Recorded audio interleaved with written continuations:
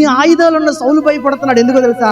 సౌలు దాన్ని వాడడం మానేశాడు. చాలా సంవత్సరాలు అందరి దగ్గర విజయాలు వచ్చే పక్కన పెట్టాడు. ఇప్పుడు ఏం చేస్తాడు? నా తరపు నువ్వే ఆయుధాలు పట్టుకెళ్ళండి అతనికి ఆయుధాలు ధరించలేకపోతుంది. 40 దినాలు ఇలా తిడుతుంటే బాలుడని తట్టుకోలేకపోయాడు. తన కర్ర చేత పట్టుకొని ఏటిలోయ నుండి 5 నున్నని రాళ్లను ఏరుకొని తన చక్రంలో పెట్టుకొని వెళ్ళిపోతున్నాడు అండి దావీదు. అబ్బా, వాట్ ఏ వండర్ఫుల్ ఫెయిత్ తెలుసా ఇది.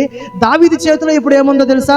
ఏటుంది? కర్ర, రాయి. దావీదు చేతిలో ఇప్పుడు ఒక చిన్న కర్ర ఉంది, రాయి పట్టుకొని వెళ్ళిపోతున్నాడు. నేను ఈ సన్నివేశం ఊహించుకున్నాను. కత్తున్నోడు భయపడుతున్నాడు, కర్రనోడు ముందుకెళ్తాడు. సచ్ ఏ వండర్ఫుల్ అన్న ఇది. కత్తున్నోడు భయపడుతున్నాడు, కర్రనోడు ముందుకెళ్తాడు. క్రైస్తవ ఆత్మీయ పోరాటాలు ఎలాగే జరుగుతున్నాయి భూమి మీద. ప్రభువా మాకు మందిరం లేదురా నాయన అంటే, మందిరం ఉన్నోడు ప్రశాంతంగా ఉన్నాడు, హాయిగా క్యాలిక్యులేషన్ వేసుకుంటాడు. మందిరాలు లేనోళ్ళు రోడ్ల మీద టెంట్లు వేసుకొని చెట్ల కింద ప్రభువా అని ప్రార్థన చేస్తున్నారు, చచ్చిపోతున్నారు. కత్తున్నోడు యుద్ధం చేయట్లా, చిన్నపాటి కర్ర, చిన్నపాటి విశ్వాసం ఉన్నాడు పెద్దోడి మీదకి వెళ్తాడు. నాకు ఈ మాట చాలా ఇంప్రెస్ చేసింది.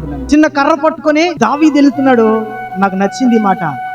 నేను మాట చెప్పిన, దావీదు దేవుని చేతికి ఒక ఆయుధంగా మారాడు. దావీదు చేతిలో కర్ర చేయదండి. ఇప్పుడు దావీదు దేవుని చేతిలో ఆయుధంగా మారాడు. ఇక్కడ దావీదు దేవుని చేతిలో ఆయుధంగా మారాడు. ఇప్పుడు ఆ చిన్న కర్ర పట్టుకొని ఎంతటోని కొట్టాడు తెలుసా? 9 మోర్లు. ఎందుకు పనికిరాలేదు అడిగే? చిన్న రాయి, చిన్న కర్ర ఈరోజు పక్కన పెట్టాడు సౌలు. దావీదు అలాంటి కాదు. దావీదులో ఉన్న కొంచెం విశ్వాసాన్ని పట్టుకో. దావీదు పౌరుషం ఏంటో తెలుసా? దావీదు రోషం ఏంటో తెలుసా?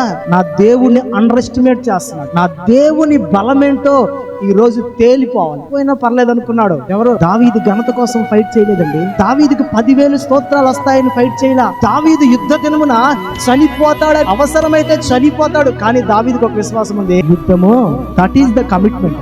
యుద్ధము యెహోవాదే అన్నాడు. ఎందుకు అన్నాడు తెలుసా? నేను అదే చెప్తున్నాను. యుద్ధం యెహోవా చేస్తున్నాడు. యెహోవా చేతిలో దావీదు ఉన్నాడు. ఇప్పుడు దావీదు ఎదుట, యెహోవా ఎదుట గొల్యాతు ఉన్నాడు. ఇప్పుడు యుద్ధం చేసేవాడు దేవుడైతే యుద్ధం ఎవరిదే? భయపడనే వద్దు.